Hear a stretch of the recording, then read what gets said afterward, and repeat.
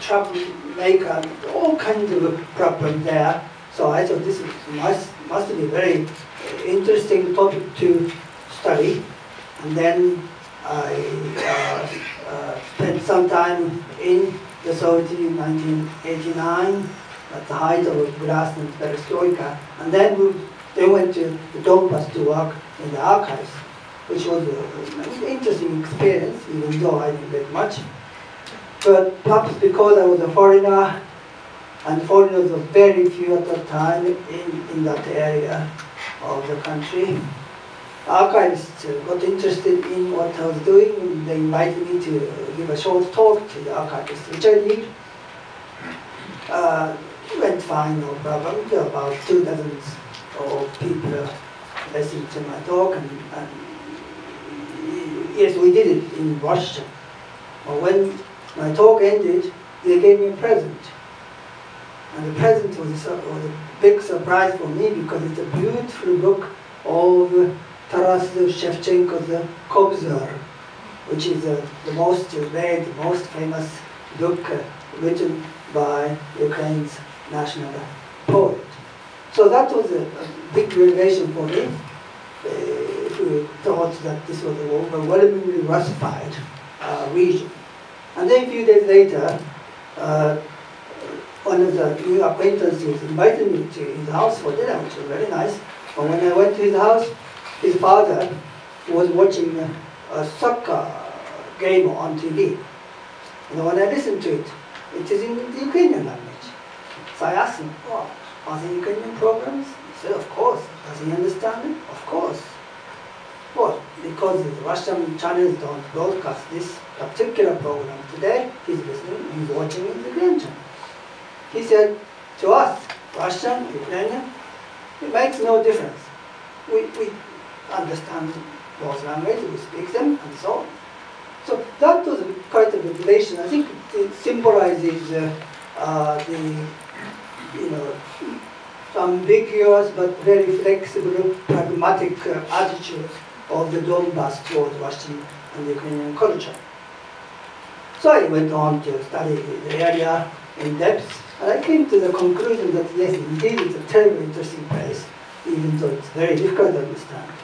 And here, let me quote a poem written by a Russian poet, actually, called Nikolai Domovitov, who was a miner. He worked as a miner in the Donbas for many years and then went back to Russia. But he wrote a poem. I don't have the whole poem, but 2 lines, in which he says, this is in Russian, because he's Russian poet, «Не Украина и не Руси, боюсь, Donbas, тебя боюсь». So it's neither Ukraine nor Russia. I fear you, Donbas, I fear you. I think this, in a sense, really describes the ambiguous and sort of sometimes incomprehensive nature of Donbas politics, and the fearful sort of nature outsiders saw in the Donbas. So I'd like to make a bit of a few comments on that. I think the Donbas was or appeared ambiguous and very dangerous to outsiders, because the Donbas always rejected outside authorities. The Donbas never adopted modern sort of routine path to modern political life. In other words, say, favoring, say, liberalism or liberal democracy, socialism or Marxism or nationalism, Ukrainian or Russian. They never really followed any of these processes. In 1917, when Russia suddenly became free, they really never followed any of these political parties. In 1991, when Ukraine became independent and acquired freedom, at least greater freedom, again, they never really followed any particular political path to political life, liberalism, socialism, or nationalism. So yes, in that sense, Donbas was a problem, sort of troubleshoot, and that certainly was the case in the 4 5 years of the history of independent Ukraine. Many people who went there tried to organize the Donbas people in certain directions, but it appeared that all got burned and didn't know what to do. And the political atmosphere of the Donbas appeared so toxic that Leon Trotsky, the famous revolutionary, once remarked about the Donbas this way: one can't go to the Donbas without a political gas mask. It's really difficult for the outsiders to understand what the Donbas actually wanted as a political entity. Now, this sort of ambiguity, this fear of the Donbas is something rather incomprehensible. I think reflects the fact that the Donbas also functioned as a place of freedom. It provided freedom, shelter,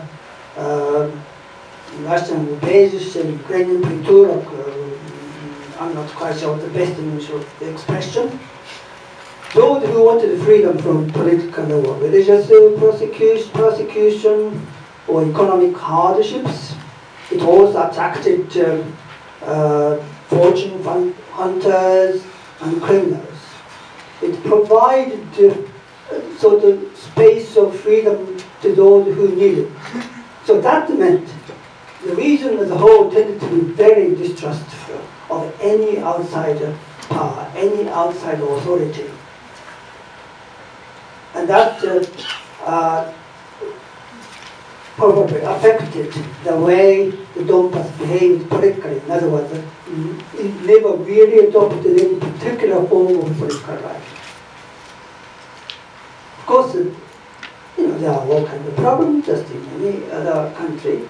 But I also have to emphasize that Donbas was not merely a place of freedom, but also influenced other regions, other people in the democratic spirit. For example, Ukrainian sort of integral nationalists went to Donbas during the war and the German occupation. They wanted to sell their nationalist ideas.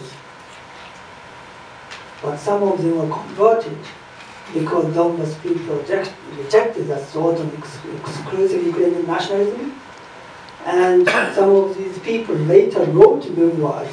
They were very grateful to the Donbas people for their own conversion, political conversion from exclusive nationalism, fascist-like nationalism, into democratic nationalism. So in that sense, yes, Donbas had such impact, democratic impact on the political development of Ukrainian politics as a whole. Some other examples, for example, it was in the 1960s when the first free trade unions of miners were created in the Donbas.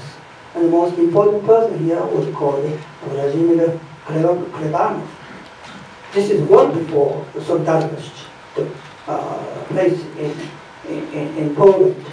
But of course he was arrested, put in psychiatric hospitals for nearly 20 years, and I'm not entirely sure what happened. But again, very symbolically, his own movement was not really understood by other dissidents, including Andrei Sakharov, who said, "What? God knows what he wants. He may be mentally unstable and so on." So they really couldn't understand what the people in the Donbas actually wanted. So Donbas had such a very complicated history. But once, for the first time in history, the Donbas did take a very clear stance, which is in 1991, the referendum for or against independence of Ukraine. There, even though Russian minority, Russian population, ethnic Russian population was quite large, overwhelming majority of the Donbas population was in Donetsk and Luhansk Oblast voted for they dreamed of their future within the framework of independent Ukraine. That was the case since 1991. And the best example is, ironically, Donbas politicians attempt to take over the power in Kiev. This is a completely uncharacteristic of the Donbas. So they all resisted the central pressure from their own land, but in the course of independence, they decided to go out and take the central power of Kiev. Of course, Yanukovych failed initially, you know, the Orange Revolution, but second time he managed to succeed. And he wasn't unpopular in the Donbas, that's for sure. But of course he did it in the wrong way, because he used Russia's power. He used Russia's power, Russia's influence, and tried to take over Ukraine. And most of the Ukrainian population understood it and rejected it. And that is, in my judgment, was the Maidan incident. So he was kicked out. And then Putin decided to intervene. He already intervened in Crimea, took it. And he intervened militarily in the Donbas. That created a whole different situation, which created the options of separatism, which had not really existed since 1991. Ideally, these things may have existed, but realistic possibilities did not exist. But it was Putin who created that. So it's clear that certain section of the Donbas population decided to take or jump on that position. Even then, we don't know whether they actually want to be separate and join Russia. It's not clear.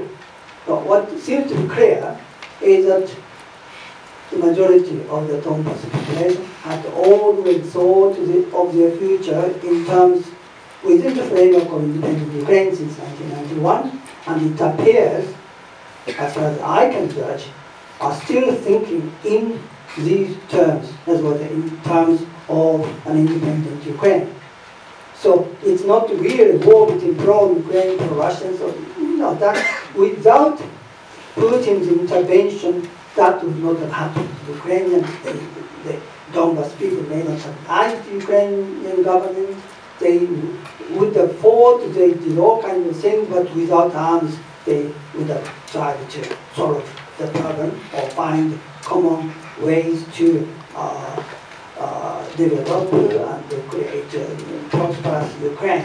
But Putin's military intervention changed the whole situation, and that is the most important problem